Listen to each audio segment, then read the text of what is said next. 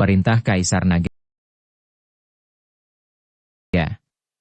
Audiobook, novel silat. Episode 491. Dev mengertakkan giginya, jejak tekad melintas di matanya. Dia mengeluarkan cambuk ajaib dari tangannya, yang secara khusus digunakan untuk menindas kultivator iblis. Patah. Cambuk ajaib itu melambai di udara, mengeluarkan suara, dan kemanapun ujung cambuk itu pergi, tubuh para iblis itu retak satu demi satu, dan darah berceceran di mana-mana. Namun, pemimpin iblis itu tidak terpengaruh sama sekali. Sekali lagi melambaikan kapal perangnya dan bergegas menuju Dev dan Miles. Masih ada perbedaan tertentu antara iblis dan kultivator iblis, sehingga kekuatan cambuk ajaib sangat berkurang. Hati Dev ragu-ragu tapi dia mengeluarkan busur Raja Dewa. Busur Raja Dewa adalah artefak kuno dengan kekuatan besar, tetapi menggunakannya membutuhkan banyak roh jahat pola Dao untuk dikonsumsi. Dev menyuntikkan roh jahat pola Dao ke dalam busur Raja Dewa, dan segera anak panah muncul, dan cahaya menyilaukan menyinari anak panah itu. Pergilah ke neraka. Dev meraung, melepaskan tali busur, dan anak panah itu melesat ke arah pemimpin iblis seperti sambaran petir emas. Pemimpin iblis itu juga tampaknya menyadari ancaman anak panah, dan dengan cepat melambaikan kapal perangnya, mencoba menahan anak panah itu. Namun, kekuatan panahnya terlalu besar, dan langsung menembus kapal perunggu dan menembak ke bahu pemimpin iblis. Pemimpin iblis mengeluarkan raungan yang menyakitkan, tubuhnya mulai bergetar hebat, dan darah hitam terus menyembur keluar dari lukanya. Tapi pemimpin iblis itu tidak jatuh meskipun terluka. Dia menyerang Dev dan Miles dengan lebih keras. Dev tahu bahwa sekarang dia telah mencapai titik kritis masalah hidup dan mati. Dia harus berusaha sekuat tenaga. Keluarlah. Dev memanggil unicorn api. Begitu unicorn api muncul, suhu di sekitarnya langsung meningkat, dan ia mengangkat kepalanya ke langit dengan lolongan panjang dan bergegas menuju pemimpin iblis. Ada api yang mengamuk membakar di sekitar tubuh unicorn api, dan udara menyala kemanapun ia pergi. Unicorn api bertarung dengan pemimpin iblis, dan api dan kekuatan hitam terus bertabrakan, menghasilkan ledakan yang kuat. Dev mengambil kesempatan untuk mengangkat busur Raja Dewa lagi, memasang anak panah, dan mengarahkan ke jantung pemimpin iblis. Mati kau? Dev menghabiskan seluruh kekuatannya dan menembakkan anak panah. Dengan kekuatan untuk menghancurkan langit dan bumi, anak panah ditembakkan ke arah pemimpin iblis. Pemimpin iblis ingin menghindar, tetapi terjerat dalam pertarungan dengan unicorn api dan tidak bisa bergerak sama sekali. Anak panah itu dengan akurat melesat ke jantung pemimpin iblis. Pemimpin iblis mengeluarkan raungan yang menghancurkan bumi, dan tubuhnya ambruk. Begitu pemimpin iblis itu tewas, iblis-iblis lainnya tiba-tiba kehilangan semangat jua mereka dan ingin melarikan diri satu demi satu. Bagaimana mungkin Miles dan Dev membiarkan iblis-iblis itu melarikan diri? Mereka memanfaatkan kemenangan tersebut untuk mengejar iblis-iblis itu dan membunuh semua iblis yang tersisa. Saudaraku, kau sangat luar biasa. Pemimpin iblis yang sangat kuat bahkan jatuh ke tanah. Ada begitu banyak artefak kuno dan ada binatang suci. Binatang suci itu pastinya unicorn api, kan? Itu adalah tunggangan yang hanya tersedia di level Dewa Surga, kan? Miles menatap binatang unicorn yang menyala-nyala itu dan berkata dengan kaget. Saya tidak tahu, unicorn api saya masih muda, dan perlu tumbuh perlahan untuk mengerahkan kekuatannya. Dev menggelengkan kepalanya. Dia tidak tahu level unicorn api miliknya. Saudaraku, dengan begitu banyak batu geoperi, apakah kau ingin aku kembali dan memanggil orang-orang untuk menambangnya? Miles melihat urat batu giok abadi yang bisa dilihat sekilas, dan bertanya pada Dev. Tidak, hanya kau dan aku yang bisa tahu tentang tanah harta karun ini, jangan biarkan orang lain tahu. Dev tidak ingin orang lain tahu tentang urat batu peri di tanah harta karun. Ketika mereka mengambil urat batu geoperi, orang lain pasti akan selalu mengincar tanah harta karun. Pada saat itu, Miles dapat menggunakan tanah harta karun yang tidak berharga ini untuk menipu sumber daya orang lain. Saya mengerti.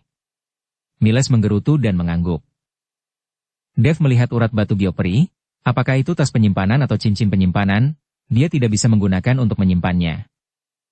Tapi membiarkan urat batu geoperi ini di sini, Dev merasa khawatir. Setelah berpikir sejenak, Dev tiba-tiba memikirkan sesuatu dan mengeluarkan menara penindas iblis. Ruang internal menara penindas iblis sangat besar. Jika urat batu geoperi dapat dimasukkan ke dalam menara penindas iblis, maka Dev akan memiliki sumber daya untuk berkultivasi di menara penindas iblis di masa depan. Namun, Dev belum pernah mengujinya, dan dia tidak tahu apakah menara penindas iblis ini dapat menampung barang-barang lain seperti cincin penyimpanan. Dengan pikiran Dev bergerak, menara penindas iblis mulai memancarkan sinar cahaya. Urat batu geoperi yang tidak berujung dengan cepat terhirup oleh menara penindas iblis saat ini. Hanya dalam sekejap mata, seluruh urat batu geoperi memasuki menara penindas iblis. Melihat bahwa dia telah berhasil, Dev sangat gembira di dalam hatinya, dan buru-buru memasuki menara penindas iblis. Kali ini dia menemukan bahwa ada urat batu geoperi di menara penindas iblis, dan roh peri di dalamnya sangat melimpah. Berkultivasi dapat digambarkan sebagai pengganda dari setengah upaya. Ayo pergi. Dev memanggil Miles untuk meninggalkan tanah harta karun. Ketika dia pergi, Dev memperbaiki formasi tanah harta karun, yang akan menipu orang-orang yang memasuki tanah harta karun di masa depan. Setelah keduanya kembali ke rumah penguasa kota, Dev tidak mengatakan apa-apa, jadi dia tidak sabar untuk memasuki menara penindas iblis untuk berlatih. Dia ingin menggunakan kecepatan tercepat untuk mendorong wilayahnya ke dispersi keabadian negeri peri. Anda harus tahu bahwa meskipun dia sekarang adalah tingkat 9 transformasi alam abadi negeri peri, masih ada perbedaan yang besar antara transformasi alam abadi negeri peri dan dispersi keabadian negeri peri. Jika Dev bisa menerobos alam dispersi keabadian negeri peri, Dev tidak akan terkalahkan di dunia ini. Di menara penindas iblis, Dev duduk bersila di tengah urat batu geoperi. Aura peri yang ada terkondensasi menjadi substansi, mengalir ke meridiannya seperti bima sakti berputar kembali. Waktu di menara berlalu dengan cepat, dan hanya 1 bulan di luar menara, tetapi hampir 10 tahun telah berlalu di dalam menara. Jubah Dev telah usang dimakan usia selama bertahun-tahun dan penuh dengan lubang. Hanya mata itu yang menjadi semakin jernih, memantulkan rune yang mengalir. Teknik konsentrasi hati dengan kuat menyerap aura peri. Dan meridian Dev seperti dasar sungai yang kering tiba-tiba menghadapi hujan lebat, dan retakan pecah akibat benturan. Urat biru di dahi Dev naik dengan keras, dan darah meluncur ke sudut mulutnya, tetapi dia tiba-tiba menggigit ujung lidahnya, menggunakan esensi kelahiran dan darah sebagai penuntunnya, secara paksa menarik sekumpulan aura peri yang tersebar untuk berkumpul di dantian. Dev tahu bahwa dia telah mencapai saat kritis untuk menerobos dispersi keabadian negeri peri. Di luar, awan di langit di atas rumah penguasa kota tiba-tiba berputar dengan aneh, membentuk pusaran gelap. Ledakan. 2 ar. Petir berjalan di pusaran air seperti ular perak, dan raungan itu menyebabkan burung-burung dalam radius 100 mil jatuh ke tanah. Para biksu yang menjaga kota mengeluarkan senjata sihir mereka satu demi satu, menatap langit dengan ngeri. Penglihatan ini jauh lebih menakutkan daripada ketika pasukan iblis menyerang. Di menara penindas iblis, rambut Dev berdiri terbalik, dan lambang iblis kuno muncul di sekujur tubuhnya. Garis-garis ini berputar seperti makhluk hidup, secara paksa menekan dan memurnikan kekuatan peri yang mengamuk di tubuhnya. Dengan raungan yang menghancurkan bumi, seluruh tubuh Dev meledak dengan cahaya keemasan yang cemerlang, yang menembus menara dan langsung melesat ke langit. Petir di pusaran tertarik oleh cahaya keemasan dan menembus menara penindas iblis seperti 10.000 anak panah, tetapi pada saat bersentuhan dengan cahaya keemasan, itu berubah menjadi sedikit cahaya bintang dan menyatu ke dalamnya. Boom! Blar! Ada suara keras di menara, dan aura Dev langsung membumbung tinggi. Dia perlahan membuka matanya, dengan kecemerlangan seperti bintang mengalir di matanya, dan paksaan unik menyapu seperti air pasang. Menara penindas iblis bergetar hebat, dan rune di menara menjadi semakin terang, seolah menyemangati transformasi Dev. Di luar menara, Miles dan yang lainnya mengepalkan senjata di pinggang mereka dengan erat, hati mereka hampir melompat keluar dari rongga dada mereka. Miles belum pernah melihat pemandangan yang begitu menakutkan sebelumnya, dan dia diam-diam berdoa untuk Dev di dalam hatinya. Dan di wilayah semua ras di alam surgawi, orang-orang kuat yang tak terhitung jumlahnya telah mengarahkan pandangan mereka ke arah kota Badak, mata mereka penuh keterkejutan dan keraguan. Mereka tidak tahu keberadaan seperti apa yang bisa memicu penglihatan langit dan bumi yang begitu menakutkan. Dukung channel Novel Silat dengan subscribe, follow, like, komen dan share. Ketika cahaya dari menara penindas iblis berangsur-angsur menghilang, Dev berjalan perlahan dengan kedua tangan di punggungnya. Setiap langkahnya seolah menginjak kehampaan, dan ada paksaan di antara gerak-geriknya yang membuat orang tidak berani melihat secara langsung. Miles memandang Dev, yang tampak seperti dewa di depannya, dan tenggorokannya bergerak, tetapi dia tidak tahu harus berkata apa. Dev baru saja menerobos ke alam dispersi keabadian negeri peri, tetapi paksaan yang dia tunjukkan membuatnya seorang biksu tingkat 3 dispersi keabadian negeri peri, tidak berani menatapnya langsung. Ini adalah celahnya. Dev dilahirkan dengan darah naga emas, dan dia hanyalah seekor badak. Menantu yang berbudi luhur, Anda telah mencapai dispersi keabadian negeri peri. Penglihatan di langit dan bumi barusan. Apakah karena kau menerobos dispersi keabadian negeri peri? Tobiason bertanya dengan penuh semangat ketika dia melihat Dev keluar, dan Dev sudah mencapai dispersi keabadian negeri peri. Saya tidak tahu, tetapi ketika saya menerobos alam yang lebih tinggi, memang benar bahwa penglihatan langit dan bumi sedikit lebih baik daripada yang lain. Dev berkata, saudaraku, itu lebih dari sedikit. Aku khawatir bahkan seluruh rakyat di surga pertama pun terkejut. Mereka yang tidak tahu mengira bahwa orang kuat datang dari tempat yang tinggi. Peri gila abadi memandang Dev dengan iri dan berkata, rokannya bergerak, tetapi dia tidak tahu harus berkata apa. Dev hanya tersenyum sedikit. Dia sekarang tahu bahwa kekuatannya di dunia ini dapat diratakan dengan kekuatan di surga pertama. Dengan menara penindas iblis ini dan urat batu geoperi, memang benar dia bisa berlatih 2 kali lebih banyak dengan setengah usaha. Sudah berapa lama saya berlatih? Dev bertanya. Saudaraku, sudah sebulan, kata Miles. What? 1 bulan? Dev sedikit mengerutkan kening. Apakah Elijah telah diselamatkan? Belum. Miles menggelengkan kepalanya. Chandler G, penguasa kota macan terbang, baru saja mengirim seseorang untuk mengirimkan surat. Dia meminta saya mengirim orang ke kota macan terbang untuk membicarakannya secara detail. Diperkirakan saya harus memberikan sebagian dari sumber daya, dan kemudian setelah menyerahkan tempat tersebut, mereka akan melepaskan Elijah. Saya sudah mempertimbangkan utusannya. Jika saya pergi sendiri, saya khawatir tidak akan menyelesaikan solusi dan justru saya akan ditahan, maka itu akan merepotkan. Aku akan pergi. Jika kota macan terbang tidak membiarkan Elijah pergi, aku akan menghancurkan kota macan terbang.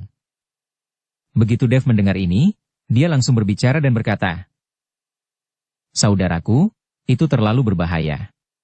Meskipun Anda sekarang telah menembus dispersi keabadian negeri peri, dan Anda tidak takut pada orang lain di surga pertama, tetapi bagaimanapun juga, kota macan terbang penuh dengan orang kuat. Seperti kata pepatah, 2 kepalan tangan sulit mengalahkan dengan 4 kepalan tangan. Jika Chandler bertekad, bukankah itu membiarkanmu jatuh ke mulut harimau? Saya tidak bisa membahayakan kakak laki-laki tertua saya demi putra saya. Miles menggelengkan kepalanya, tidak membiarkan Dev mengambil risiko. Badak tua, aku akan pergi bersama kakak tertuaku, jadi aku juga kenal Chandler, mungkin dia bisa memberiku wajah. Peri gila abadi berkata, aku akan pergi juga, aku tidak bisa membiarkan menantuku mengambil risiko sendirian. Ketika Tobiason mendengar ini, dia juga harus mengikuti Dev. Dia tidak bisa melihat Dev mengambil risiko sendirian. Jangan khawatir, aku pasti akan menyelamatkan Elijah kembali. Dev menepuk bahu Miles. Saudaraku, kalau tidak, aku akan mengirimkan ribuan tentara untuk mengikuti kamu. Dan kamu bisa menggunakan kekuatan mereka ketika saatnya tiba. Kata Miles. Tidak, saya akan bernegosiasi, bukan berperang. Jika terlalu banyak orang yang pergi, dan itu merepotkan. Dev melambaikan tangannya. Saudaraku, maka berhati-hatilah. Jika situasinya tidak memungkinkan, Anda harus segera pergi. Jangan khawatir tentang Elijah. Saya pikir Chandler tidak akan berani melakukan apapun pada Elijah. Miles menasihati Dev. Dev mengangguk, lalu meninggalkan rumah penguasa kota bersama Tobiason dan peri gila abadi. Mereka bertiga kembali ke pasar gelap Istana Rubah terlebih dahulu. Setelah sekian lama, Dev harus bertemu Methu dan Ruskov untuk berbicara. Ketika Dev kembali ke pasar gelap Istana Rubah, Methu memandang Dev dengan ekspresi tidak puas dan berkata, brengsek. Kemana saja kau? Sudah lebih dari sebulan, kupikir kau sudah mati. Tuan Hu, saya sedang berlatih sepanjang waktu, jadi saya tidak punya waktu untuk kembali. Jangan lebay. Dev mengikuti Methu untuk menjelaskan. Saat rune terintegrasi ke dalam formasi kota, seluruh kota bergetar hebat, dan para biksu berpakaian gelap menjadi pucat dan memuntahkan darah satu demi satu. Nama saya Dev Chen. Saya datang ke tuan kota Anda untuk bertemu dengannya. Jika ada yang menghentikanku, jangan salahkan aku karena membunuh yang menghalangi. Suara Dev terdengar di seluruh kota seperti lonceng besar, dan menyebabkan awan pecah. Biksu berpakaian gelap itu menyingkir dengan wajah jelek. Ketika Dev dan yang lainnya melewati kota terakhir, rumah penguasa kota sudah ada di depan mereka. Gerbang kota perlahan terbuka, dan seorang pria parubaya berjubah ular piton emas berdiri dengan tangan di belakang punggungnya. Dialah penguasa kota macan terbang. Tatapannya menyapu Dev dan lainnya seperti kilat. Siapa kalian bertiga? Mengapa saya belum pernah melihat kalian di kota badak? Dev dan lainnya melangkah ke halaman, dan kemudian sebuah batu gio kuno terbang keluar dari lengan baju Dev. Tuan Kota Ji, tidak peduli siapa kami, yang penting adalah kami dapat bernegosiasi dengan Anda atas nama penguasa kota Niu. Chandler Ji mengambil batu gio kuno dan berkontraksi dengan tiba-tiba. Suasana di halaman langsung mengeras, hanya angin sepau-sepoi yang menyapu dedaunan yang berguguran dan berputar-putar di antara mereka berdua. Tentu saja, Chandler mengenal batu gio kuno ini. Ini adalah simbol identitas Miles Niu. Dengan batu gio kuno ini, seseorang bisa membuat janji apapun atas nama Miles. Jika itu masalahnya, mari kita bicarakan. Chandler mengembalikan batu gio kuno ke Dev dan berkata, "Bicara denganmu. Bisakah kau memanggil tuanmu?" Dev bertanya. "Omong kosong, saya adalah penguasa kota macan terbang. Jika saya tidak bisa menjadi tuannya, siapa lagi yang bisa menjadi tuan?" Chandler mendengus dingin. "Meskipun kau adalah penguasa kota macan terbang, kau mungkin tidak memiliki cukup kualifikasi untuk menjadi tuan di sini. Aku khawatir kau tidak berkuasa sepenuhnya di sini. Benar, kan?" Setelah Dev selesai berbicara, dia melihat ke arah barat. Karena di sebelah barat rumah penguasa kota, ada pegunungan di sebelah barat, dan ada lebih dari selusin kota di sepanjang jalan, yang semuanya berada dalam lingkup pengaruh kota macan terbang. Dan Dev menemukan bahwa lusinan kota di kota macan terbang membentuk formasi. Meskipun sekilas, kota-kota ini melindungi kota utama di tengahnya. Tetapi Dev memperhatikan bahwa mata formasi ini berada di pegunungan, dan ada sebuah kota besar di pegunungan, yang merupakan jenis kota kecil yang tidak dapat dilihat oleh siapapun. Dengan seluruh formasi besar berada di atas kota kecil ini, yang jelas tidak masuk akal. Bersambung ke episode 492. Dukung kami dengan subscribe, follow, like, komen dan share. Terima kasih.